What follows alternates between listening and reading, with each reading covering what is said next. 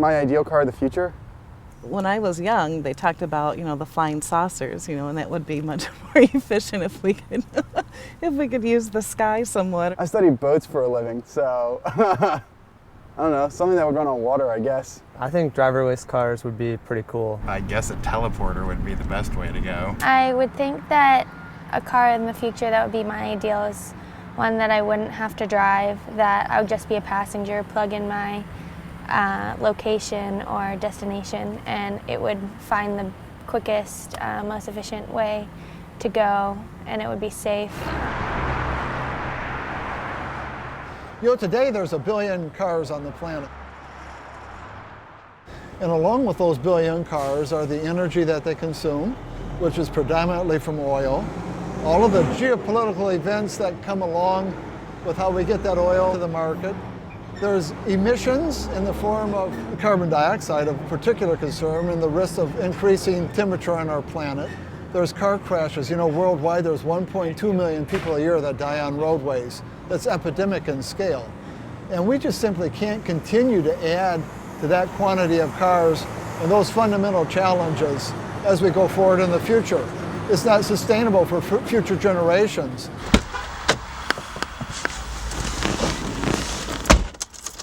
We've now entered into a period where the technology and the business models are coming together to allow us to break out of this 100-year dependence on the car as we've always known it. So what's that going to look like? Imagine being here in Ann Arbor, and rather than having to get in your car and drive your car to a parking structure and walk to a store or to a classroom, instead what you do is you simply take your handheld device, your smart device, you hit an app, request a ride, the vehicle shows up within minutes, you get in it, you don't have to drive it, it takes you to where you want to go and drops you off at the door of your classroom or the shopping center or the doctor's office. And when that vehicle drops you off, you go about your business. Instead of the vehicle waiting there for you, taking up land, it moves on to pick up someone else nearby that requested a ride. We call that an autonomous vehicle or a self-driving vehicle, one that's automated like a robot, a connected vehicle because it's communicating with everything around it, other vehicles and with other people, and a shared vehicle, much like a cab system or a bus system. So rather than me personally owning my car and requiring a place to park it when I'm not using it, that car is being utilized all day long by other people. When you put all that together, we can see a future where you're going to move around at lower cost, much safer, much more conveniently, and much more friendly to society in terms of your CO2 footprint, carbon emissions, as well as your energy consumption, and enabling younger people, older people, people with disabilities to move around and interact in ways they couldn't before. So it's shared, connected, autonomous, electrically driven, and tailored designs. And when you put all that together, connect all those together, that's what we mean by transformation. It's a very radical transformation of the transportation system. And I think what we're seeing, especially with the 20-somethings and the 30-somethings nowadays, that they're very interested in different kinds of freedom, and they don't tie their freedom to cars, highways, and suburbs. What we're seeing is, for a lot of people, the freedom means the freedom to choose different kind of living environments, freedom to choose different kinds of means of transportation. I would spend my time in my car reading or listening to music. I listen to music anyway, but it might be a little safer if I wasn't driving as well. I would use it when I'm really tired or stuck in traffic. It would be great to read or do something different or something productive instead of having to sit there and wait for the car next to you to move up 2 feet. Within 3 to 5 years, we can literally have cars that actually drive themselves without a person. Some people call that autonomous vehicles. The fortunate period that we've entered into is a bunch of things are coming together that give us a chance to change that whole system. And we think Ann Arbor is the perfect place to prove that out. We're developing Ann Arbor as the national test environment for future mobility. The leadership of the University of Michigan has embraced the creation of what we call the Mobility Transformation Center.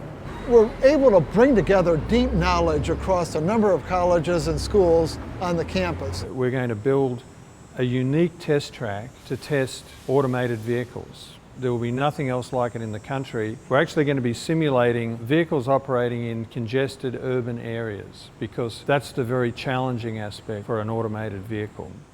We already have here in Ann Arbor a pilot test going on with cutting-edge automobile safety technology. It's called the Safety Pilot, and it involves connected vehicles, and it involved actual people, residents in Ann Arbor, letting their cars be equipped with communications devices and sensors so that we could collect a whole bunch of data about how these cars interact with each other and how we can make them safer. So we've got nearly 3,000 volunteers on this project who've been working with us for a year now.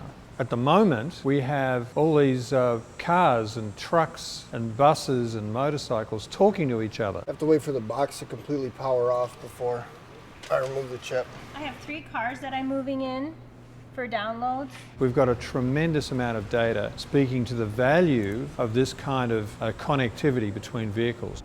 10 times a second, your vehicle is hearing from the vehicles in the immediate vicinity, and then the driver is then provided with information if a warning is necessary, and there are various ways that can be done. In the future, of course, there could be an automated response. There's a critical safety risk. So we just got a curve speed warning right there. You heard that little beeping going on, so I was deliberately going a little fast around that curve. So we picked that up. So there's some roadside equipment on that curve back there. So that's infrastructure communicating to the vehicle. What we're seeing at the moment is a new ecosystem being created for mobility, and with a lot of new players getting involved in mobility and trying to figure out how they get involved. But there are some very established players, clearly. The big 3, the automakers in this region, are also key partners for us. I think having somebody behind you.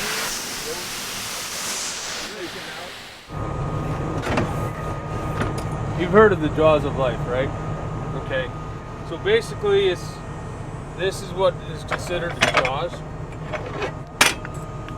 Okay. A lot of times we'll use these when we do have like a T-bone collision or a head-on collision where the driver's unconscious, he can't move, and we got to cut the car away from the patient.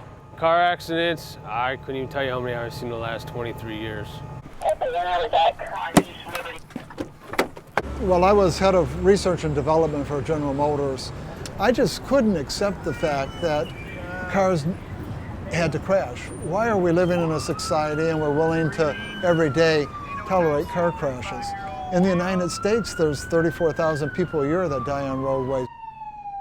The driver is responsible for maybe 80% of those crashes. So as we increasingly get the driver out of the loop, it gets safer and safer and safer. And that's part of the exciting thing about driverless or automated vehicles. We're developing cars that don't crash. A car that doesn't crash doesn't need 6 airbags. It doesn't need all that structure and added weight to protect the occupants if the crashes don't occur. So this is the real big variable. Driverless vehicles lead to vehicles that don't crash. Vehicles that don't crash lead to vehicles that can be much lower mass. Lower mass vehicles can be more affordable, and if you tailor that to the speeds that we really need to move at, suddenly you're into a movement system that's much, much, much friendlier from a safety standpoint and an injury standpoint. Rescue 11 arrival with HVA.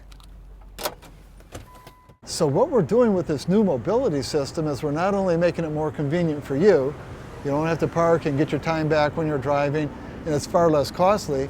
I'm solving some big challenges for society. I don't have to use all the energy of moving 4,000 pounds of car around every time I move a 150-pound person, and I can do that with alternative forms of energy because I can get to electric drive in a much more practical way. I think this system could be deployed to strengthen cities, strengthen closer-in suburbs, rather than what's often happened with transportation technology improvements, which is to weaken the value or to lessen the value of close-in living, to lessen the value of city living, to raise the value of living in the suburbs or raise the value of living on the metropolitan periphery. At the end of the day, it's not only research projects, we're way beyond that. This is talking about deployment. We can easily see situations where this new transportation system outperforms the old transportation system. And then we see growth in market share. Once that starts happening, I think we start seeing a snowball effect. But the only thing that really matters is the show me. You really need to do this for real. That's why it's so important to have a place like Ann Arbor to try out these kinds of ideas. This will tip and change the world very fast once it's proven on a small scale.